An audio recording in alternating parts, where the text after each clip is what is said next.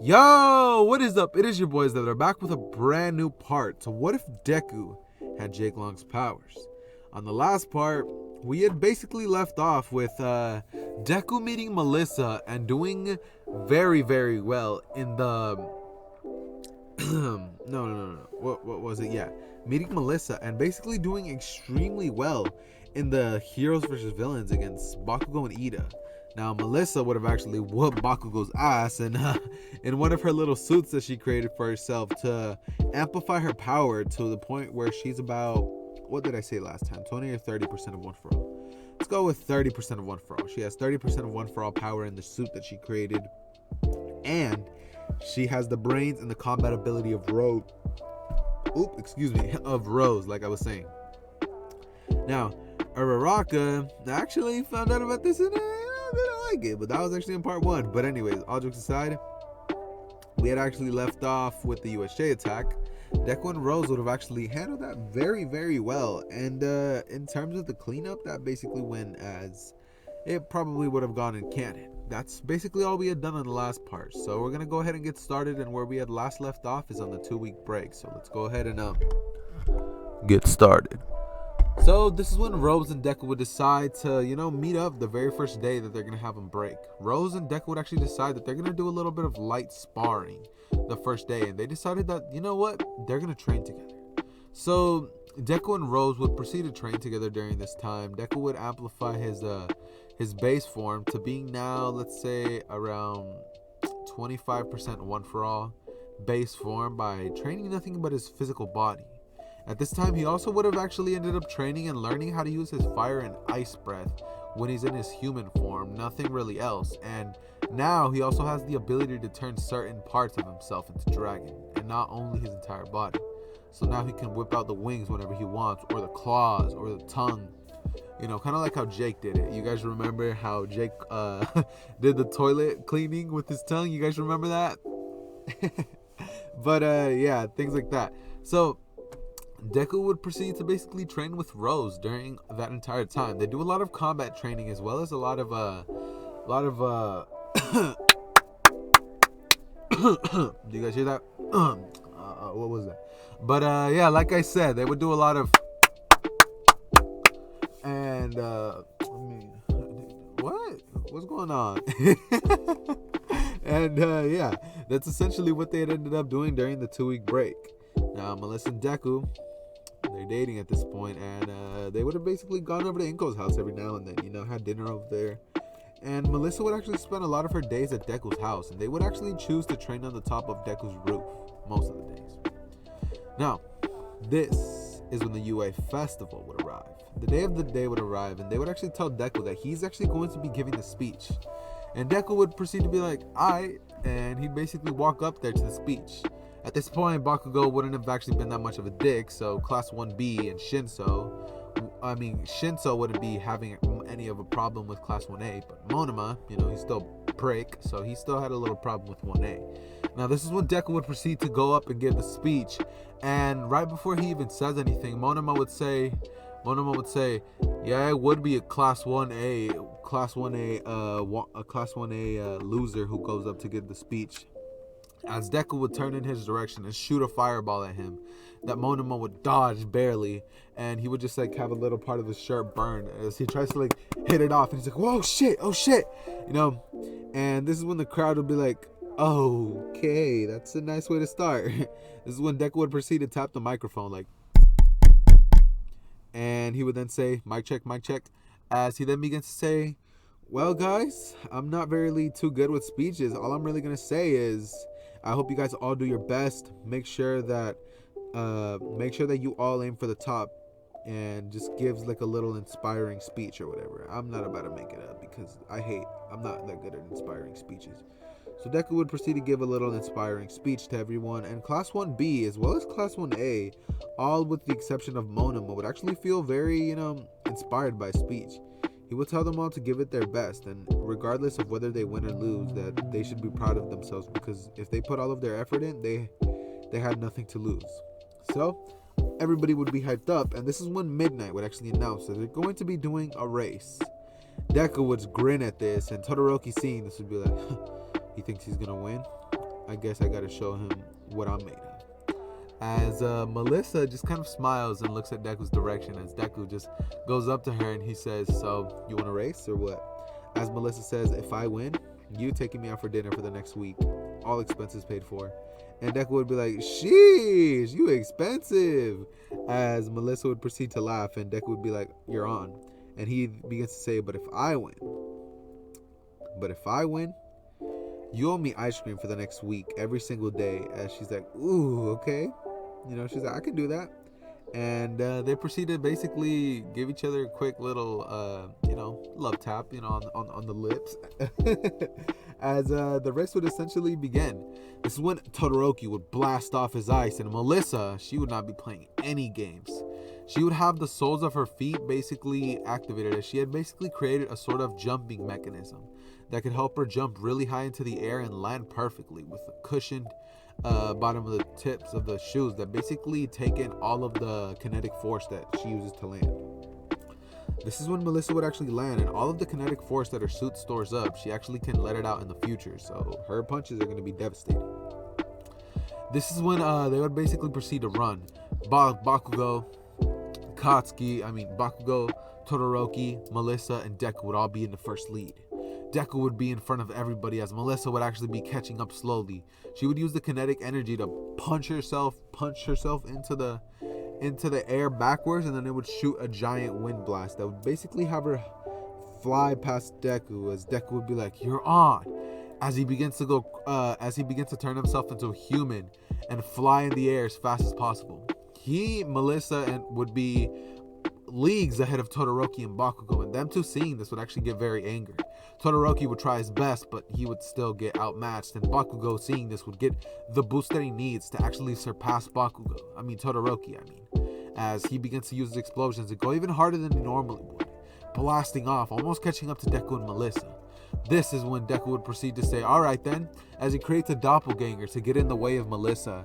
And Melissa's like, get out of my way, as she just punches straight through him, and by that time, Deku would cross the finish line. Deku would proceed to lick his finger as he touches his back, and he's like, I know you all know what I was trying to do, but it's cringy, but I just feel like that's something Jake Long would have done, and I definitely had to include that. So anyways, like I was saying, Melissa ends up going up to Deku, and she's like, well, I guess you won. As Deku says, they want to go out for food this week? As she's like, definitely. Deku says, on me? And she says, perfect. This is when Todoroki would actually be like, damn it. As he would actually pull Deku off to the side, not because he thinks he's All Might's secret love child like a dumbass. Instead, this time, he's gonna do it because he just wants Deku to know that he's gonna crush him.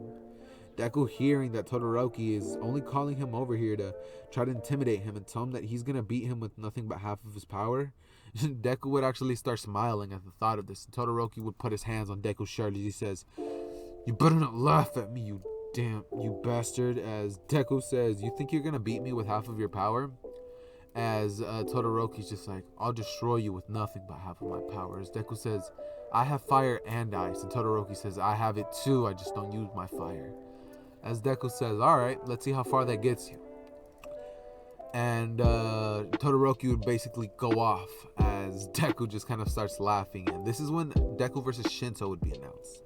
Now, as soon as the match starts, Deku would turn himself into a dragon, and Shinso would actually try to call for Deku's attention. But this entire time, Deku actually would not be focusing at all on Shinso or the match. He would literally just be looking at Rose as Shinso's like, hey, are you listening to me? As Deku's like, And Shinso just begins to say, got him. As he thinks he got him under his mind control, and Deku's just sitting there, like, not reacting at all. And Shinso's like, what the hell? And this is because Deku actually has immunity to mind control. It's one of his powers, immunity to magic, or I guess in this time, quirks. So Deku would actually not be fazed by this. Deku would proceed to fly up to Shinso and blow on him, freezing the first top half of him, as Shinso just it's cold. As Deku's like, well, you gotta give up for me to unfreeze you. As Shinso says, I won't give up. As Deku's just like, whatever. As he just pushes the ice all the way over to the edge. burns the ice off, and then pushes Shinso off of the arena. Shinso loses, and then he actually gets very angered by this. He's like, damn it. He's like, I didn't get to show anything off, and they're probably going to think I'm weak. And Shinso gets discouraged by this, but Deku proceeds to stick his hand out as he says, I know what your quirk was. It's actually very powerful. Maybe you would have gotten farther if you were to use combat as well as your quirk. Your quirk can only get you so far. As Shinso tells him, what do you know? You're blessed with a quirk. As Deku says, well, I was blessed with one, but I had to work hard. And it's not like I only use this form. As Shinso just gets up and he's like, whatever. Now, this is when the cavalry battle would be announced. For this time, it would go a lot different. Deku this time would proceed to ask Midnight if this is legal, as he creates 2 doppelgangers of himself. And Melissa would come up to Deku saying, so we're going to team up? And Deku says, you know it, as they basically get into a team with 2 other Dekus. Uraraka would have actually tried to join, but Deku would just be like, nah, we're fine. So Uraraka would actually end up joining, let's go with Todoroki's team. Yeah, Todoroki's team. And she's doing that because she wants to get at Deku and, kind of make him lose for not letting her on the team. So this is when Deku would proceed to basically, have his dragons fly Melissa into the air. As he begins to say, so as long as the team doesn't hit the ground, we're still in it, right? As, Midnight says, yeah, that's essentially what it is. As Deku's like, perfect. He has one of his dragons fly Melissa as far into the air as possible, up until Melissa could still breathe properly. This is when Deku would proceed to say, well then, I guess I'm going to be stealing headbands. As Melissa's like, you really think that's going to be a smart idea? How about we just stay up here? I mean, I doubt anybody is going to be able to get up this high. As Deku's like, you're right. Plus, we already have 1,000,000 points, so I guess it does no harm to let those people win. As Melissa's like, yeah, I mean, during this time, we could just stay in the air and, have a little bit of fun ourselves. As Deku would turn himself into a human and have his 2 other dragons, or his 1 other dragon, basically block the view, not letting anybody see what's going on. And Deku and Melissa would proceed to get down. You would begin to, they would begin to just make out a little bit up until the entirety of the cavalry battle's over. This one, Todoroki would actually try to get up there, but one of Deku's doppelgangers would have simply shot fire at him, melting the ice and causing Todoroki to fall in slow motion since he's weightless because of Uraraka. So the teams, what's it called? Oh wait, I got into the.